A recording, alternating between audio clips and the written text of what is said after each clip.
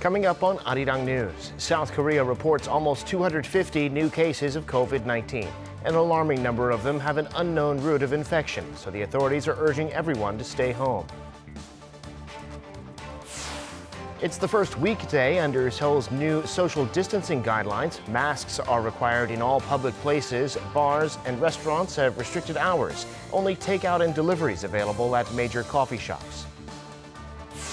And South Korea's trainee doctors say they're going to continue their strike against the government's proposed healthcare reforms. They've rejected a request from the government that the dispute be put off till the coronavirus outbreak is dealt with.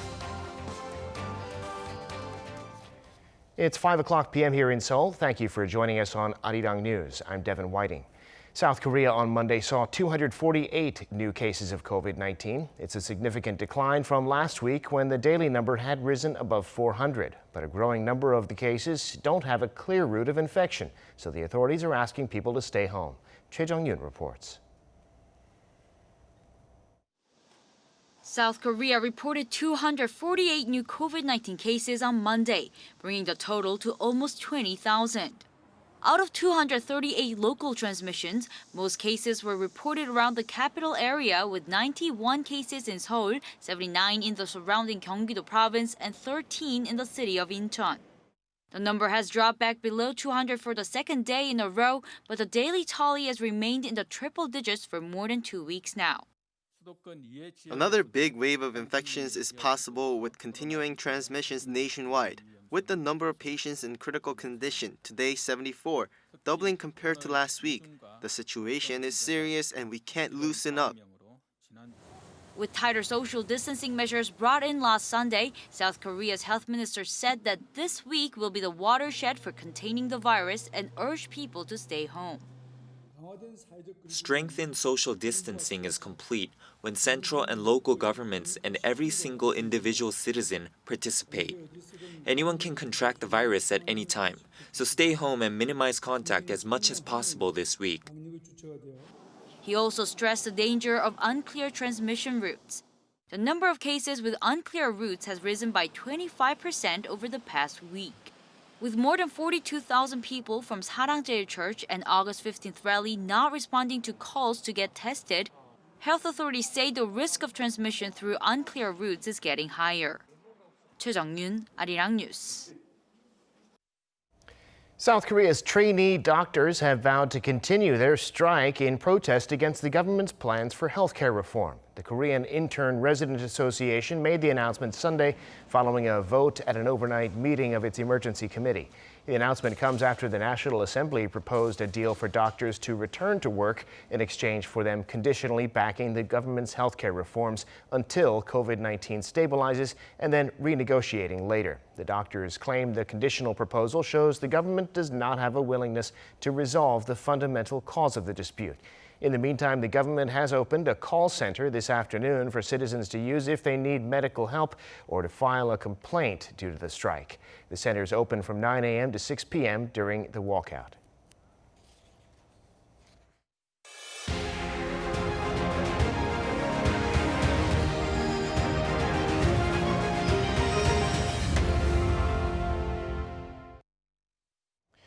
Masks are now required in all public places in Seoul. Some people have been unsure, though, where exactly they have to wear them, so the city's released new guidelines.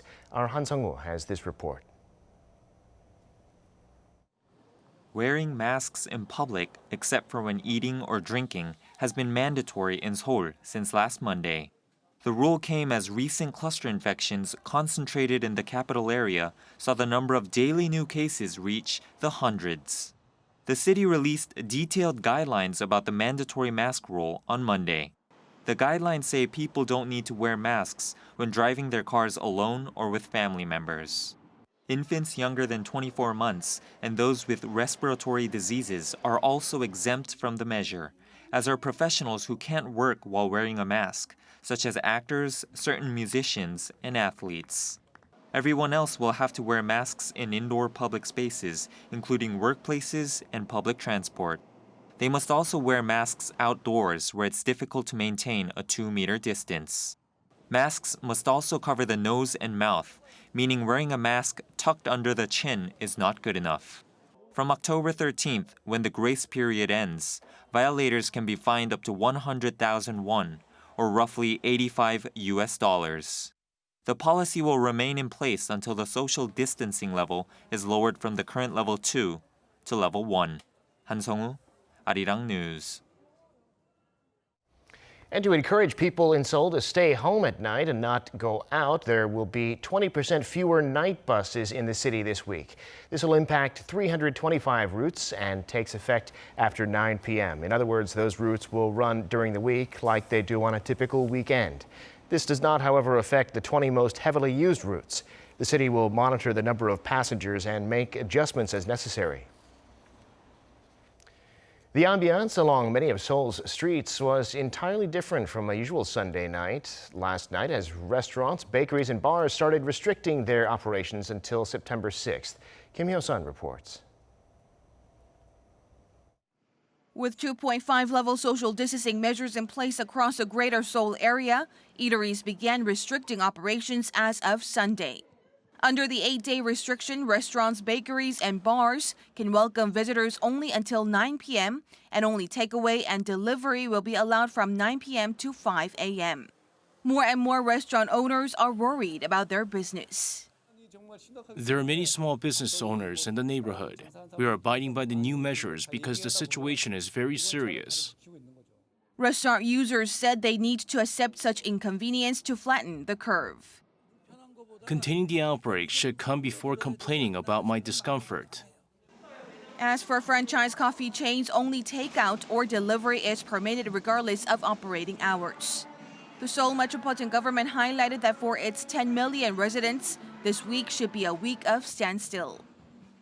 This is a time to share the pain. Please comply strictly with the determination that you will forego your daily routines for the next week. Until September 6th, all indoor sports facilities will also suspend operations. City buses will also be cut by 20% after 9 p.m. and will affect 325 routes. Kim Hyo-sun, Arirang News.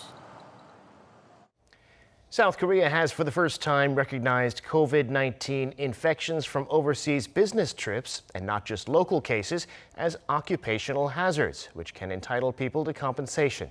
The state-run Korea Workers' Compensation and Welfare Service said it's approved compensation requested by a Korean worker who contracted the virus while working in the U.S. and then tested positive when re-entering Korea. As for infections acquired locally in Korea, it's approved 76 cases as occupational hazards, mostly from those working in the health sector. The agency explained that the reason so few people have applied is because most treatment expenses are paid for by the government already. Time now for an in-depth look at the market news on this Monday, and for that I'm joined on the line by Dr. Yang Jun-seok, Professor of Economics at the Catholic University of Korea. Professor Yang, good to have you back on. Happy to be here. Well, stocks in New York climbed higher on Friday, with the Fed indicating it's not going to end its support for the economy. Here in Korea, the Kospi started out stronger, but that was not the case by midday. What's the story in the stock markets? Okay, well, Dow, S&P, and NASDAQ all continued its upward trend last week, continuing the rally. The U.S. tech stocks now are worth $9.1 trillion. That's more than the entire European market. And S&P and Dow are on track to having best August in, well, for S&P 30 years, for Dow in 36 years.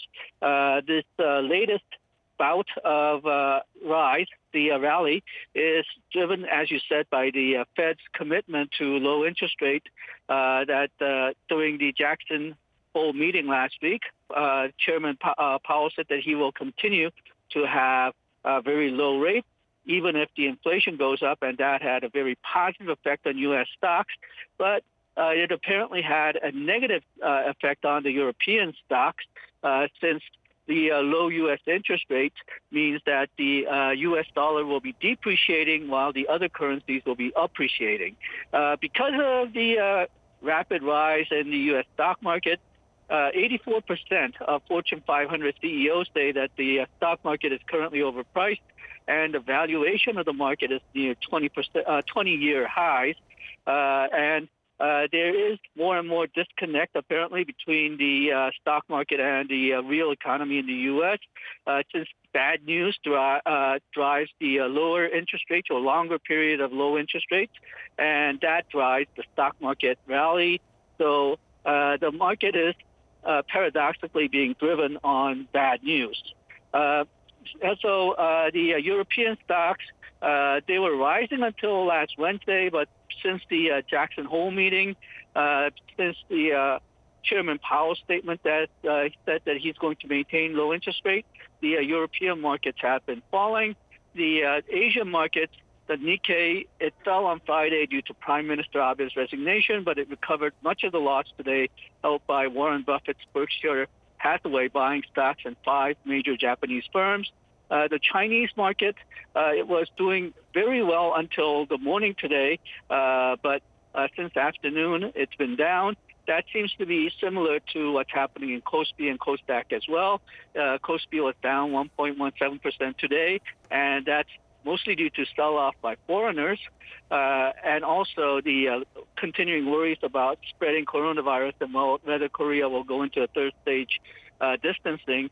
But Kosdaq, it was up 0.82%, and in case of Kosdaq, foreigners bought, and that's likely because, well, the whole global market seems to be optimistic on tech stocks. Yeah, well, talking about the Korean economy for a second, consumption seemed to be recovering for several months since the start of the pandemic, but now we see it's down again for July, and this is before the outbreak's resurgence. Tell us about that and what it means for the economy going forward. Okay, well, according to the July industrial production report, compared to June, production was up 0.1%, consumption was down 6.0%, business investment was down by 2.2%, and construction was up by 1.5%. So overall, it's not a great report, especially consumption. It fell by 6.0%. That's mostly because of the emergency relief payments that we received. That the power of that payment basically ran out of steam in July, though compared to July last year, instead of just comparing it to June, consumption actually rose a tiny bit by 0.5%. But still, it doesn't signal optimism, since the numbers for August is likely to be worse because of the continuing concerns about the coronavirus. Investment was down largely because of reduction in purchases of automobiles.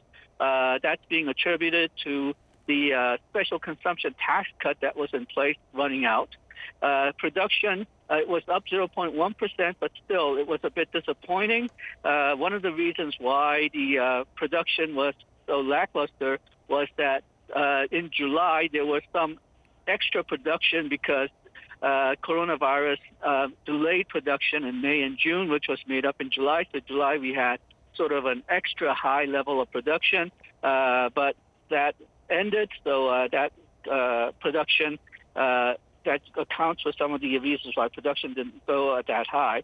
Now the report also looks at consumer sentiment index, the concurrent index, the how the consumers feel about the economy now rose by 0.2 points in July. Forward index, how they think about the future, rose by 0.4%. So consumers are feeling optimistic in July, but problem is August was a very shocking month. Nobody expects this optimism to last when the August report comes out next month. Well, Professor, we're almost out of time, but it's the start of a new week. What are you going to be watching in the next few days?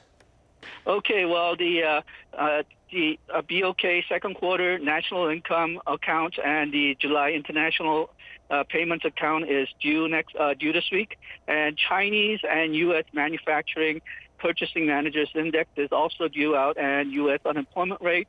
The big question on the remaining part of the year, whether the global growth will rise, is especially how the U.S. is going to recover or not. So those numbers are always going to be very interesting. All right, Professor Young, thanks so much as always for coming on. Appreciate it. Thank you. Social distancing has helped send South Korea's online and home shopping sales to an all-time high in the first half of this year. According to Statistics Korea and the Korea Small Business Institute, sales rose to more than $39 billion. That's an increase of around 19% from a year earlier and is more than double the figure in 2015. As for department stores, their sales were down around 13% and small retailers fell by 10%. Samsung Electronics has shipped its first products from its new plant, dubbed Pyeongtaek Line 2, which Samsung claims is the largest semiconductor plant in the world. This is the first line at the new plant, and it's making advanced DRAM chips for 5G and multi-camera smartphones, as well as foldable devices. These are Samsung's first chips to be made using extreme ultraviolet technology. The new line's expected to create 30,000 jobs. The other two lines at the plant are due to be up and running by the second half of next year. The K-pop superstars BTS have picked up 4 awards at the 2020 MTV Video Music Awards. They won the awards for Best Pop, Best Group, Best K-pop, and Best Choreography with the song On, the lead track of their new studio album Map of the Soul 7, which was released in February. The ceremony was held Sunday in New York City, but there was no audience in the seats because of the pandemic, so it was televised and streamed online. The show did see, however, the first televised performance of their new hit single Dynamite, recorded and sent from Seoul.